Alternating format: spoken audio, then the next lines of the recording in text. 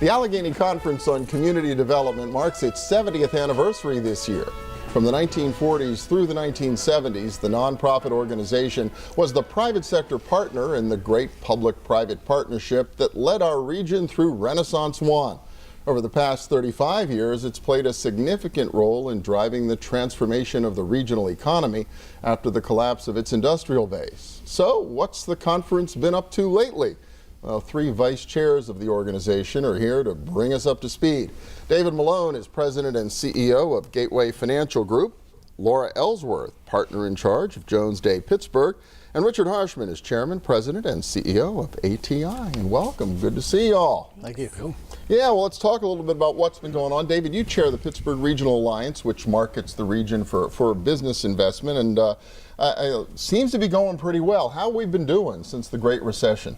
Well, we've actually been doing fairly well. We've received an awful lot of attention both nationally and even internationally. We're generally considered among the top 10 regions in America for economic development, and in fact, people will be surprised to know we were the first region in the Northeast to recover after the '08 recession. Yeah, pretty impressive. So what's driving that? What do companies see here? Why are they investing here? Well, obviously shale's a big deal. The shale development is something that presents an opportunity that's unprecedented in the region. But it's not just shale. Actually, manufacturing had its best year this past year. The banking industry, the finance industry is growing, as well as IT, which is really spread throughout all industries, has had a great year as well. So what's it going to take? Clearly we've got some momentum. Is it a foregone conclusion it's just going to continue, or what else do we need to be thinking about? No, I think there's a number of potential hurdles that could disrail the success we've had to date. Chief among them, the issue that we hear most about is the fact that we have a low inventory of pad-ready construction sites.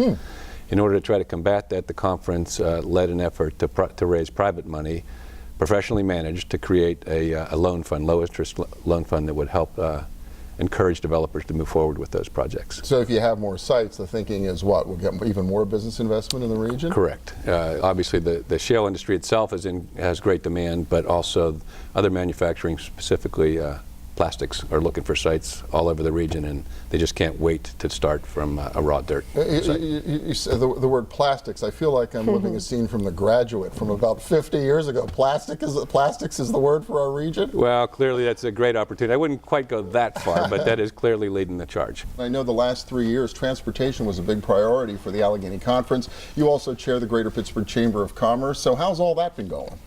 Well, the primary goal was accomplished last year with the legislature approving and the governor signing a comprehensive transportation funding bill that provides about $2.4 billion in funding, including $500 million for mass transit.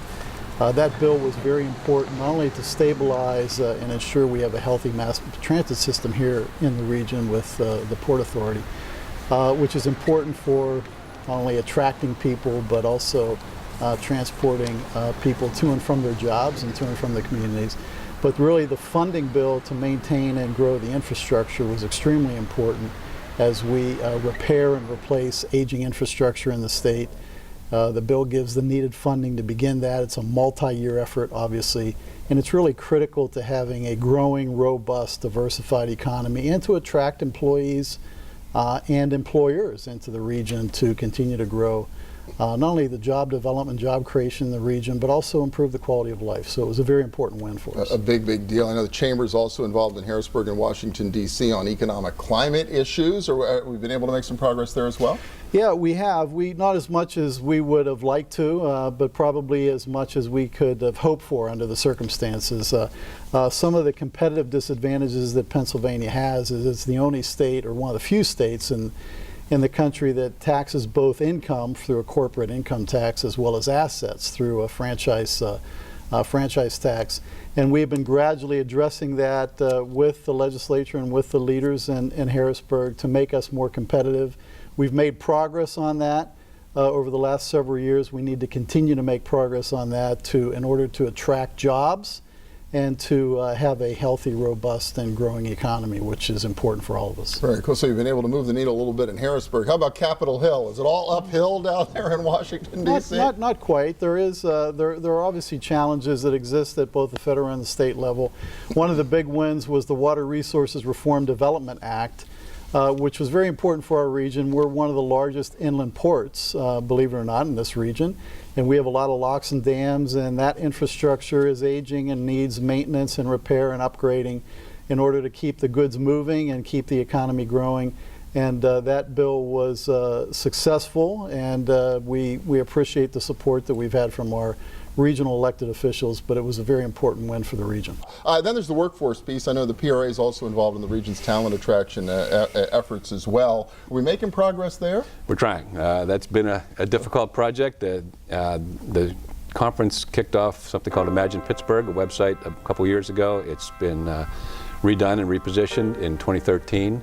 We've had, on average, about 25,000 jobs posted on that site since its inception. We've had well over 600,000 people visit the site. So, well, so 600,000 visiting the site, so lots of people looking for work. What are the jobs that are out there? What kind of opportunities are there? There's a myriad of opportunities. Obviously, the shale industry itself offers potential, significant potential, as well as IT and other issues. IT sort of touches all industries, healthcare, banking, et cetera. So what we've been trying to do is to find out what kind of training is necessary to make job seekers eligible for those jobs. And we've worked closely with Westmoreland Community College and other community colleges in the region, and with Penn Technical School in Williamsport to try to move forward. And I would like also to say that the ShaleNet project that we started a few years ago was hugely successful. We generated over 3,000 jobs in the state of Pennsylvania. And particularly wanted to thank Chevron for their support, not only their interest in the project, but their financial support. Well, now let's turn to the conference's agenda to strengthening communities. Laura Ellsworth, you chair the Pennsylvania Economy League of Greater Pittsburgh, so I know you've been on top and leading the charge on that one. Making some progress there? Yeah, we had two really big wins this year. The first one was the Strengthening Communities Partnership. Back in 2011, the conference decided that we needed to focus on communities that really hadn't shared in the economic prosperity of the region. And so there were target communities selected, Connellsville, McKees Rocks, and Oliver, Washington, Wilkinsburg. And through the concerted investment of conference members, we were able to devote over $10 million over 6 years to those communities to really further their economic development. It's a terrific, terrific story for the conference and for the region. And now we're focused in those same communities, bringing professional services to them, pro bono professional services, which we think also provides a fabulous opportunity for the next generation leadership of all of our companies and professional services companies to devote some of their young people to the effort. So we're very excited about that. Really exciting. So that's the community side. What was the other big piece where there was progress? The other big piece was on a significant environmental challenge that we have, which is stormwater overflow, which dumps raw sewage into our rivers every time there's a heavy rain. And Alcosan has, in this region, we have 83 different municipal water authorities. And so we've worked very hard over the last years to have them work with Alcosan to centralize and regionalize the sewer system. We had a blue ribbon panel that looked at that, worked with communities, and came up with strategies. And now we're working to bring different members onto the Alcosan board, to restructure the board, to facilitate greater regionalization of the sewer system. So a lot of progress across the board, but some work left to do, and we'll be back with Laura Ellsworth, David Malone, and Richard Harshman to talk about the challenges facing our region when our region's business continues. Stay with us.